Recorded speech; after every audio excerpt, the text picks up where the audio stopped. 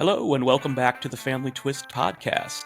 I'm Corey, and today Kendall and I are speaking with Lori Evans Ermey, author of the brand new book Adoption Songs, which we think is fantastic. We love the concept. In Adoption Songs, Lori looks at the many sides of adoption, and each chapter is the title of a song, such as Fire and Rain by James Taylor, Bohemian Rhapsody by Queen, If I Could Only Win Your Love by Emmylou Harris, You Can't Always Get What You Want by the Rolling Stones, and Someone Saved My Life Tonight by Elton John. Lori asked each of the interviewees to choose their adoption song as sort of a theme for their story. We think it's a very, very clever way to talk about all sides of the adoption constellation. In the first part of our conversation, Lori speaks about her own adoption and her decision to adopt the baby herself. Let's jump in. Lori, thank you for joining us on Family Twist. Hi, guys. Wonderful to see you again. We talked about Summit on the show several episodes, but it's just the gift that keeps on giving as far as we're concerned. Yes, it was my first one, and I actually brought my daughter, too. She was probably the youngest attendee, and we were in one of your breakouts about the podcasters and the social media. We were both so impressed. And then when you whisked in some fabulous outfit during the general session, she's like, Mom, you got to go say hi to him. I go, I am. And you just run a live post of how great it was. I'm like, I love him. That's my Corey. I really love two things about your book. One is that you're kind of covering things from all aspects of adoption. You've got all the different types of voices in there too.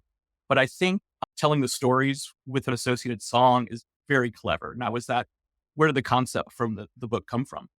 Yeah, well, I was musical in a former life, and my daughter, who's 17, is a gifted singer. So, we've been singing all along, going to musicals and theater camp and that kind of thing. So it's kind of in our blood. And as we were trying to think of a title, I just was like, wouldn't it be cool to just, see what people's resonate with in terms of a title of a song, and that can be the title of their track, and then we just took off with the music theme, and then we have our bookmark as a playlist of all of the songs that were selected. And so it just kind of took off from there. I'm like, this is original, it's different theming, which of course, I love everything that's being published now. I mean, I started this thing like 5 years ago, and there wasn't a whole lot out there, but I love that people are finding voice, and if music, which really is a universal language, can help people connect, to be able to articulate their story if they weren't able to in another way, then it's a good bonus. Yes, music is central to our lives. There's music in the background All the time. And our weekend tradition is we have a big vinyl collection, and we pull out a stack of vinyl and just take turns picking songs. And, that's kind of our thing. That's good. I just donated my vinyl collection to a friend because I realized I probably am not going to get a turntable. So I finally let them go after dragging them all over the United States in various moves. That's a wonderful collection and hobby to have. My joke with Corey is that we're going to have to start sleeping on them at some point. I can't really imagine trying to move them again. We're probably at about 2,500. And I love how I live in Frederick, Maryland, and there's at least 3 vinyl little shops. It's great. I've gone in and looked with people who are collectors, and it's a wonderful pastime. And I love that the artists are recording again on vinyl as well. Sure. In fact, we've been talking about, we just need to find the time. My little brother co-owns a record store in St. Louis.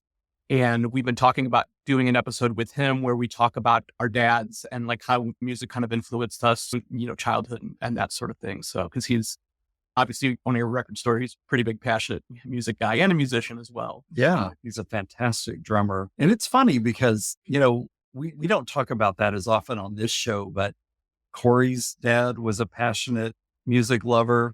My adoptive father was, my birth father is. It's just really one of my favorite memories of Kendall's birth fathers. He would sometimes come and stay with us for the weekend, and it was tough to get him to kind of calm down when it was getting close to bedtime. And so I was just like flipping around on YouTube to find something, and it was Carole King doing Tapestry Live. So we just sat here watching that and singing along. It was so fun. And I love that all the streaming companies have found that there's a lot of us out here who want to sit and watch these documentaries of these amazing artists that paved the way to such an era. One of my things I like to do to wind down at the end of a work week on Friday afternoons is I let the team know, I'm like, okay, well, I'm off to karaoke. And so I turn on the karaoke machine in this room. One of my go-tos is "We Belong." So I'm kind of curious as to how that song resonates with you. Well, it's the title of our opening intro. Yeah, when I did all of my stuff last. So I did the intro, the outro, and my chapters last. I had done the interviews with the different parts of the adoption constellation first. And then my stepdaughter, who's a trained editor, and does that for a living, she was partnering with me and we were turning them into lovely chapters. I'm like, oh, I better get to mine now, or else we're never going to get this over the finish line. To be honest, I am late to coming out of the fog. It's only been a little over a year that I even knew about the primal wound. I don't know what rock I was living under, but apparently I was very comfortable there.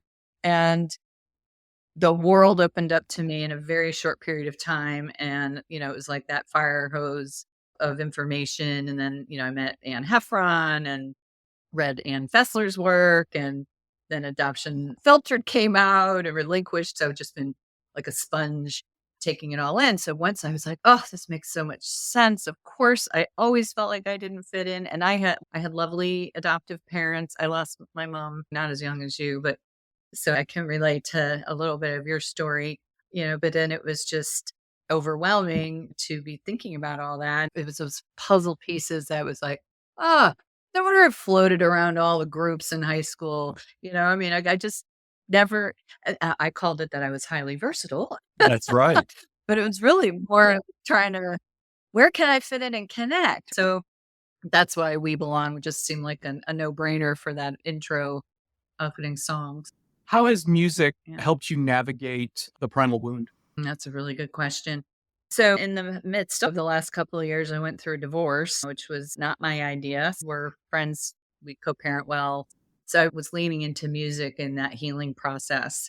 The 90s, I was a complete workaholic, corporate gal, climbing the ladder. I did not listen to anything. I mean, I was working constantly. It's like, it's the 90s. So now I'm trying to reliving the 90s. I got obsessed with Collective Soul and a lot of these different groups. I got somehow hooked on Coldplay. And as I started to walk and get more fit and exercise and focus on myself, I've just been having so much fun, just listening to a variety of artists. And I tend to be very spiritual by nature anyway. So sometimes you just feel that connection and that power. And then I'm one that wants to play it over and over again. So I feel you. I've been on a 90s kick for probably about the last year. Yeah. Love 90s dance. Yeah. And probably because, that's when it was late 90s when I came out of the closet and first started going to the clubs and stuff. Sirius XM has a great 90s dance channel. In the last few weeks, I've just been on like an old school hip hop kick. First with 80s and then with 90s. And it's like, I just love it. I just love the tempo, the lyrics, the clear voices, the power. it is so interesting. Well, so I was more of a late 70s influence or mid to late 70s, before high school and that kind of thing. Was never a huge Led Zeppelin fan. They were fine. They were there. Or some people love them. Well, I love Led Zeppelin now. I'm the same way. So, but it's fun to rediscover music that, like I know all these words, but I didn't know what they meant. I wasn't listening to what they meant, and there's some like Steve Miller. I wish I didn't know what they meant for some of the lyrics. So it's fun to be, I just turned 61 and I'm like, I feel reborn, like I'm starting over in a wonderful new way where I have a construct now to understand what was going on with the adoption trauma and attachment. I realized, oh my gosh, I have anxious attachment. So I can at least be aware as I'm meeting new people and I'm getting out in the dating world again. And just having that information is so helpful. It doesn't mean I'm ready for prime time every time. And I'm so grateful to those who, blaze that trail for us to learn from and learn about and feel like you belong. And Corey, I know you were there. I heard about Denver about a month before Denver. We were thinking about launching the book there. And I'm like, no, I need to go learn and meet people and be quiet and just take it all in. I don't know this community. I can't go guns a-blazing. I don't know enough yet. That changed how we approached it. And I said to my daughter, hey, do you think you'd want to come too? And she's like, yeah, maybe. And because she's an adoptee as well, we have a really amazing relationship. So we talk about everything. And she designed the cover and was really instrumental in picking the song. She has a chapter in there too. The last chapter, actually, My Love, My Life. Because we love musicals, and it was from the second Mamma Mia movie at the end there where Meryl was dead and they're at the church and like we cry every time we hear that song. And but she picked that song as her track. And then we had a big book launch party, which was fantastic. And lots of people came to support us. And she's like, Mom, do you want me to sing? I go, what? What do you mean? She goes, do you want me to sing? And there's probably almost 100 people at this party. And I'm like, sing what? She goes, my adoption song, like My Love, My Life. I'm like, of course I want you to sing. Not a dry eye in the house. Oh my gosh. It was the most amazing. I get chills just thinking about it. It was the most beautiful, lovely gift she ever could have given me. She knows where she wants to go to college and early decision and all that. So it's been amazing to watch her really blossom. And yeah, and I knew about all this, stuff and time to get her into therapy, right? Because I mean, we're starting to notice birthday trauma, especially. Did not know that was a thing. And a year ago, all of a sudden, I'm like, we went to Broadway, we saw 3 shows, we were doing all the stuff we love to do. And she suddenly just kind of crashed. And I'm like, what is going on? What's the matter? And not 3 days later, I read some posts on Insta. Kellen, what's his last name? Anyway, he's British. He wrote about birthday trauma. And I'm like, that's a real thing. Because for a lot of us, it's the last time we were ever with our birth mothers. And then whoop, all that cortisol kicked in as we're passed to a bunch of strangers. Like, that's what it was, and I've had it too. And I always blamed my ex, like, oh, you wrecked my birthday. No, I was destined to spiral out anyway. So that was a big discovery, that's a thing. And I've shared that with some adoptees that are still figuring out things. And they're like, yeah, me too. So that's the beauty, and I know you found that too, is meeting everybody. And you don't even have to say the story to understand. And instantly there's that acknowledgement, I mean, I feel it with you too, that yes, 90s worked all the time, missed out on everything. Hadn't really thought about birthday trauma. Is that something you think you've experienced? I haven't, but I have read about it. I feel like between my adoptive parents and then my adoptive father's second wife, who was like the best stepmother you could ever have, I feel like, I don't know if they tried extra hard, like they tried to like over justify my birthdays, but they really did try hard. And maybe because I was an only child, I don't know. I've thought about that in relation to other people's stories, but I never sort of felt that sort of level of confusion, I think is what people describe. There's something that's not great. You should be feeling great. And like you, I was raised an only child and my parents were older and adored me and, did beautiful birthday parties.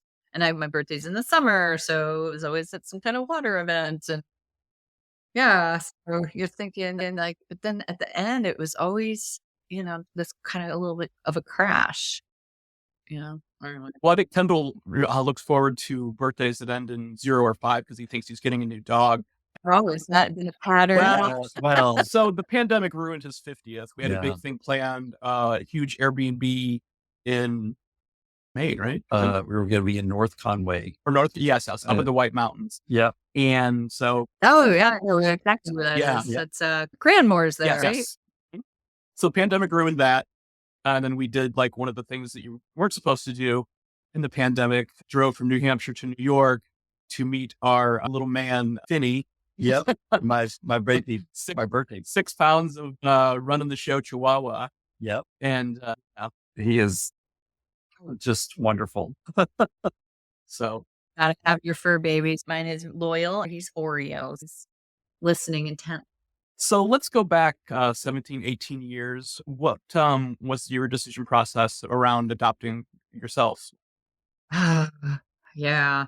So I'm kind of embarrassed in a way because I was not interested in adoption. My husband at the time had had a stroke at the age of 38, and he not able to go back to work. He had had traumatic brain injury and couldn't really write emails. He was a big sales executive before, and so he was really disabled. Now, he was also a very typical make lemonade out of lemons kind of guy, optimist. And, bless him, he did what he could to make a life for himself. And so I was definitely the breadwinner and the caretaker and all of that. And, we had done the infertility thing. I'm like, there is no way that I'm going to be going through all the infertility stuff and you're disabled and I'm work. I can't handle that. There's just no way. So we kind of decided to forget that. And he has a daughter, my stepdaughter, who was the editor of our book. I felt like a parent. So I was good. I was never one to babysit as a kid, and all my friends who had babies, I was like, "Oh, aren't they cute?" Now once they're like 3, I'd hang out with them and, they could talk to me. I was just not a good baby mama kind of person. So it was not my idea. My mom was 43 when she adopted me, and as I was on the cusp of turning 43, I really was thinking about her a lot. She died when I was 16, and she just really was on my heart. I'm like, wow, I used to think she was really old and ancient. And I'm like, I don't feel old. Like, wow, I don't know how she did that, but I'm like, well, I guess I can now because, I feel kind of young. And then I started to see all these signs, like literal signs, adopt a highway, adopt a pet. It was one of these just relentless, the angels were trying to get my attention. And then I was actually my roommate from college, who's one of my besties. She's in Connecticut and I was in Maryland. We always talk on our commutes. And she's like, oh, Eddie Quay, he just adopted a baby. Well, Eddie Quay was for Eddie Quaalude. That's what they call it in college. And so you could just like, my God, if Eddie Quaalude can adopt a baby, then maybe I'm supposed to adopt a baby.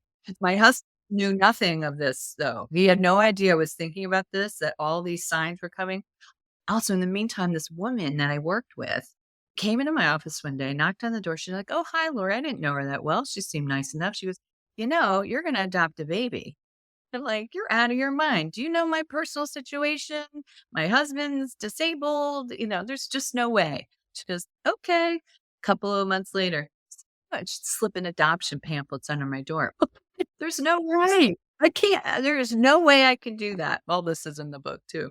One day, it was May 5th, in fact, of 2006, I drove into the parking garage and went up the elevator to my office building. The elevator doors open, and I'm not kidding you. Lakai was standing right in front of the elevators. She typically works from home that day, and she was there. And I'm like, I'm adopting a baby. And she's like, I know. And we both start crying. I mean, it was like, you can't even make this stuff up. So I go and I get to my office and I call my husband. I'm like, oh, guess what? We're adopting a baby. He knew nothing. And he's like, oh, I've been praying about this forever. So I did not overthink it at all. I literally Googled adoption agency. I went with the first one. I very much went with my intuition. And lo and behold, so that was like say May. She was born December 28th. She was already on the way. I wanted a girl and I wanted to name her after my mom. And I told my dad, and he said the sweetest thing to me. First, he's like, we're concerned because they knew that my ex had some challenges and he knew how hard I was working. And he's like, we have some concerns. And I was like, well, if you can't handle it, then that's fine, but we're going for it. So he thought about it. He calls me a couple of days later. He's like, well, Lori, all I can say is that I hope you get your girl and I hope she grows up to be just like you. Like if he had never said anything else to me ever again, that was the most lovely, beautiful, honoring thing. So like, thanks. I appreciate the support. And then, so we got actually chosen by a birth mom who was having a boy. And being spiritual, I'm like, well, you have a better plan than I do, so we'll go with that. spoke with the birth mom. She was older. She was in her 30s. And, we had said, well, and she had some means, I was like, well, why does she, why does she want to use adoption as an option? Now, I knew nothing about what I know now around adoption trauma, believe me, because I mean, I would have, because I love my daughter so much. I can't even imagine not having her, but I really didn't know. And I get people like, how could you be adopted and then go ahead and adopt? I'm like, I don't know. I really didn't. But anyway, so she decides on Christmas morning to keep her baby, which of course we were thrilled. The baby's going to stay with their mom. And she was in Pasadena, and I worked for an organization who had an office in Pasadena at the time. We had it all set up. I was going to go work out there and, do it, because you got to wait a couple of weeks before, you can take the baby home. So we're like, you know what? Fine. There's a plan. We'll figure it out. So we're down visiting my brother-in-law and sister-in-law and their two boys, little 3 and 1, for Christmas. But it was a few days after Christmas. And we get a call from the adoption agency, and they're like, oh, we have a baby. It's a girl. The birth mom's already signed up. There's no birth father involved, blah, blah, blah. It's easy peasy. She is disabled, so she's not able to care. She didn't even know she was pregnant. It was a lovely scenario. And the baby's in Virginia. I'm like, oh, I'm in Virginia too. And they said, well, where in Virginia? And I said, oh, we're in Woodbridge. She goes, the baby's in Woodbridge. And she was a half a mile away in the same hospital both of my nephews were born in. We had been there twice before to see my nephews when they were born. So we literally drove over there. She was this little 5-pound, little tiny thing, healthy, but little, because there was no prenatal care. And we took her home on New Year's Eve. We think that's a beautiful place to wrap up the first part of our conversation with Lori. Wow, what an amazing story. In part 2, Lori is going to talk about the fact that she had great experience growing up as an adoptee. As she entered adulthood, she realized that there was still some hidden trauma there that she was discovering, which started to manifest itself physically. We'd love for you to tune in next time to hear more about adoption songs and Lori's remarkable story. The Family Twist podcast is produced by How the Cow Ate the Cabbage, LLC, presented by Savoir Faire Marketing Communications, and features original music by Cosmic Afterthought.